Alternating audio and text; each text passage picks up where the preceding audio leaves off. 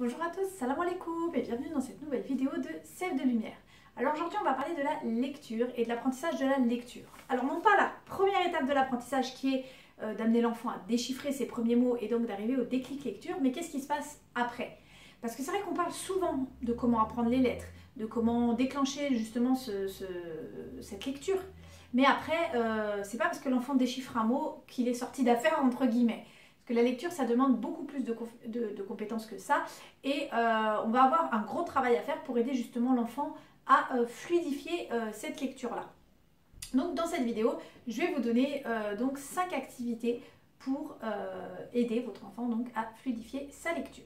Avant d'aller plus loin, n'hésitez pas non plus à aller faire un petit tour donc, sur ma boutique. Vous trouverez dessus plusieurs outils pour vous aider à déclencher ce fameux déclic lecture dont on a parlé, mais aussi justement pour mettre en place les différentes activités qu'on va voir par la suite. Vous trouverez à l'intérieur de mes packs thématiques plusieurs activités justement en lien avec la lecture pour justement aider l'enfant à la fluidifier.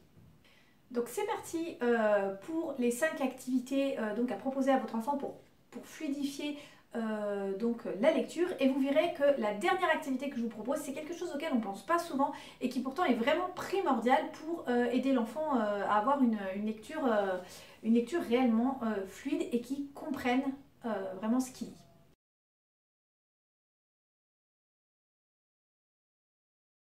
Alors, première activité, je vais vous parler du vocabulaire. Alors le vocabulaire, bien évidemment, ça se travaille également avant le déclic lecture, mais une fois que la lecture est arrivée, tout n'est pas terminé. Et il y a une activité spécifique que j'aime beaucoup en Montessori, c'est une activité qui s'appelle les Studia. Donc en fait, les Studia, qu'est-ce que c'est? C'est une activité qui va en fait permettre à l'enfant de trier, des étiquettes de mots, des mots en fonction de la catégorie à laquelle elle appartient. Donc par exemple, on va avoir une liste de mots, de fruits et de légumes mélangés, et l'enfant va devoir trier, donc dans une colonne il va mettre les légumes et dans l'autre colonne les fruits. Et tout ça, ça va lui permettre également d'apprendre en fait de nouveaux mots. Et donc c'est une activité que les enfants aiment bien une fois qu'ils ont appris à lire. C'est une activité toute simple, mais qui va leur permettre aussi de s'exercer à la lecture et d'apprendre à lire des nouveaux mots.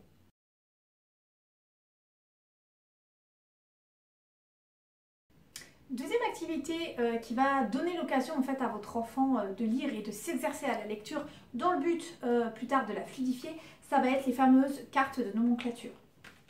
Donc les cartes de nomenclature, contrairement à ce qu'on pense souvent, c'est pas une activité qui va faire travailler le vocabulaire, mais vraiment qui va proposer à l'enfant de lire et de s'exercer de manière à pouvoir donc se corriger ensuite par la suite et voir donc s'il a réussi à bien déchiffrer justement. Donc les cartes de nomenclature, si vous ne connaissez pas, j'ai fait une vidéo complète à ce sujet, donc je vous mets le lien en bas dans la description si vous souhaitez aller voir. Rapidement, je vous rappelle, il y a des cartes donc avec le dessin et le mot écrit, des images non renseignées donc sans le mot, et les petites étiquettes à donc mettre en paire avec la bonne image. Donc là par exemple on est sur l'image du squelette, donc sur notre table on a mis en paire déjà ça. On a mis les images identiques ensemble et on a caché finalement l'image avec l'écriture écrite. Et donc là, l'enfant va lire tous les petits billets et donc il va essayer de retrouver l'image qui correspond donc au billet qu'il a dans la main. Donc ici, nous avons donc l'image du squelette. Donc l'enfant va chercher le petit billet squelette et donc il va le mettre ici en dessous donc du dessin, et pour vérifier il aura juste à remonter comme ça la carte pour vérifier qu'il a bien réussi à lire le mot. Donc ça c'est une activité vraiment très facile à faire. Vous retrouverez plusieurs kits donc dans les packs de cartes de nomenclature donc sur ma boutique, n'hésitez pas à aller faire un tour. Et c'est vrai qu'en plus de ça, si l'enfant c'est un thème qu'il apprécie particulièrement, il aura d'autant plus envie de le faire. Et en plus de ça, en bonus, il va pouvoir éventuellement apprendre de nouveaux mots de vocabulaire, même si encore une fois, ça n'est pas le but premier des cartes de nomenclature, contrairement à ce que l'on croit.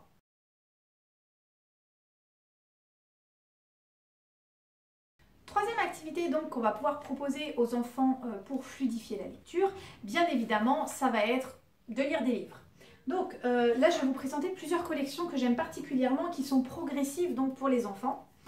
On a la collection Mes premières lectures Montessori. Donc vous voyez, il y a des étoiles, je crois qu'il y a 3 niveaux sur ce... Non, il y a 5 niveaux, pardon. Donc avec voilà, difficulté qui est grandissante. Ce que j'aime bien sur ceux-là, c'est qu'ils sont écrits en cursif. Donc si vous avez appris à lire à votre enfant en cursif, c'est vrai qu'ils sont idéaux. Donc si vous avez appris à votre enfant à lire en cursif, c'est l'idéal. Et il y a les lettres muettes qui sont aussi écrites en grise, donc pour faciliter la lecture donc, de l'enfant. Voilà, et en plus c'est illustré, donc du coup ça permet vraiment à l'enfant de s'imaginer et de vérifier quelque part qu'il a compris ce qu'il lisait. Donc voilà, cette première collection, je vous mettrai tous les liens en bas dans la description. Ensuite, une autre collection que j'aime bien et que ma fille a beaucoup aimé aussi, c'est les Samy et Julie. Alors celui-ci, par contre, il est en script.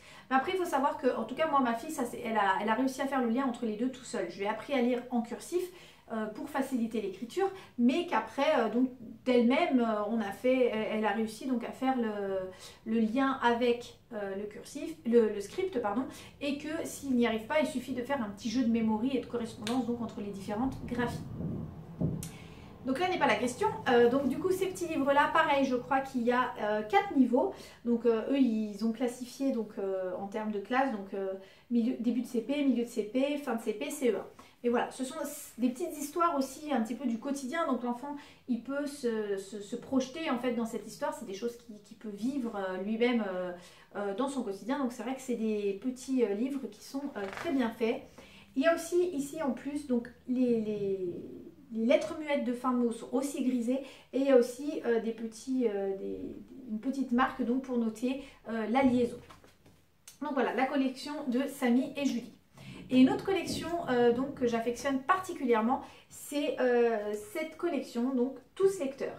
Là aussi, il y a 5 niveaux qui sont répartis en gros sur les 5 années du primaire. Donc ce sont des petits documentaires donc là sur le thème des bateaux avec des textes très très simples. Donc après, bon, évidemment, hein, plus on monte dans les niveaux et plus ça se complexifie, mais ça reste vraiment très très très accessible. C'est écrit gros aussi, donc c'est vrai que c'est pratique pour l'enfant qui débute dans la lecture. Et ce qui est sympa aussi, c'est qu'il y a un lexique donc à la fin du livre pour donc expliquer les mots difficiles ou les mots que l'enfant pourrait ne pas connaître. Donc voilà, là il y a aussi la collection, différents niveaux. Et ce qui est sympa aussi, c'est qu'il y a aussi des romans, des mini-romans donc, qui sont proposés dans cette collection et donc qui permettent à l'enfant d'explorer la lecture.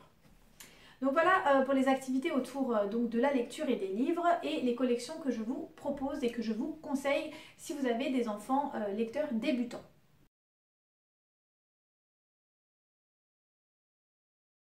Quatrième activité maintenant que vous allez pouvoir proposer à vos enfants pour fluidifier leur lecture et que moi je propose donc vraiment souvent à mes enfants et ma fille aime énormément, ce sont les petits livrets de définition. Donc là j'en ai pris un sur les océans parce que vous les retrouverez donc dans mes packs thématiques qui se trouvent sur ma boutique. Donc pour chaque thème, en fait je donne une définition donc, de chacun des termes qui sont abordés sur cette thématique. Donc par exemple l'océan Atlantique est le deuxième plus grand océan, il s'étend des Amériques à l'ouest jusqu'à l'Europe et l'Afrique à l'est, etc., etc. Donc voilà, ça va donner en fait à l'enfant, en fonction de ses centres d'intérêt, des petites occasions de lire, des petits livrets, donc comme ça, assez facile à lire. Et après, il va pouvoir tester ses connaissances donc avec les cartes de définition, donc qui sont des cartes de définition à trous, qui reprennent donc les définitions qu'il y a dans le livret. Donc l'enfant, comme les cartes de nomenclature, va pouvoir essayer, va chercher en fait à replacer l'étiquette qui correspond à la définition et pourra donc se corriger avec le livret. Donc là encore, quand vous prenez des packs thématiques, donc sur des thématiques qui passionnent l'enfant et qui l'intéressent, il aura plus envie donc d'aller lire et donc c'est une très bonne occasion donc de mêler lecture, apprentissage de la lecture et fluidité de la lecture avec l'apprentissage de nouvelles connaissances. De toute façon, pour moi, c'est vraiment un des buts principaux de la lecture, en dehors du fait de savoir lire pour savoir lire. C'est vraiment que ça va ouvrir l'enfant au monde, ça va l'ouvrir à la connaissance et à l'auto-éducation finalement. Parce que si on met dans les mains des enfants les bons outils pour qu'ils apprennent, vous allez voir qu'ils apprennent vraiment beaucoup de choses tout seuls finalement grâce à la lecture.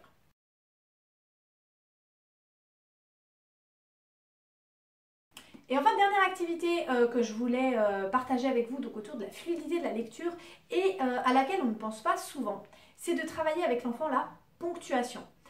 Alors la ponctuation, c'est pas quelque chose d'inné chez l'enfant, même s'il est lecteur.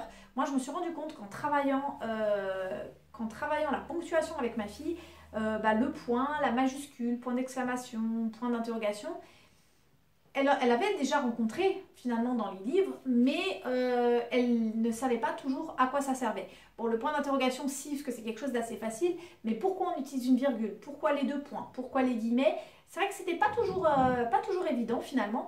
Donc c'est vraiment des activités à proposer à l'enfant autour de la ponctuation. Ça va vraiment l'aider à mieux comprendre et mieux cerner en fait le sens du texte qu'il lit. Ça va aussi l'aider à avoir accès à l'émotion dans ses lectures, notamment avec les points d'exclamation par exemple, et lui permettre aussi dans un deuxième temps, lui, quand il va lire à l'oral, d'avoir une meilleure lecture orale en mettant le ton et l'intonation. Donc pour vous aider à travailler les activités de ponctuation et à aborder ce sujet-là avec les enfants qui peuvent être un petit peu parfois ennuyante, on va dire. C'est vrai que c'est pas le sujet le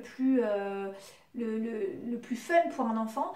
J'ai créé un pack justement spécial ponctuation avec donc différentes activités pour motiver donc l'enfant à s'approprier ces signes-là de ponctuation, les réutiliser dans sa lecture et puis plus tard également dans l'écriture. Donc je vous mettrai tout ça en lien dans la description. Donc voilà les 5 activités que je voulais partager avec vous autour de la lecture pour aider donc votre enfant à fluidifier sa lecture et devenir un lecteur autonome. Donc j'espère qu'elle vous aura plu. N'hésitez pas à me dire quelles activités vous mettez en place à la maison pour fluidifier la lecture de vos enfants. N'hésitez pas non plus à liker cette vidéo si elle vous a plu et n'oubliez pas de vous abonner à la chaîne pour ne pas rater les vidéos suivantes. Je vous souhaite une bonne journée et je vous dis à bientôt sur Sève de Lumière.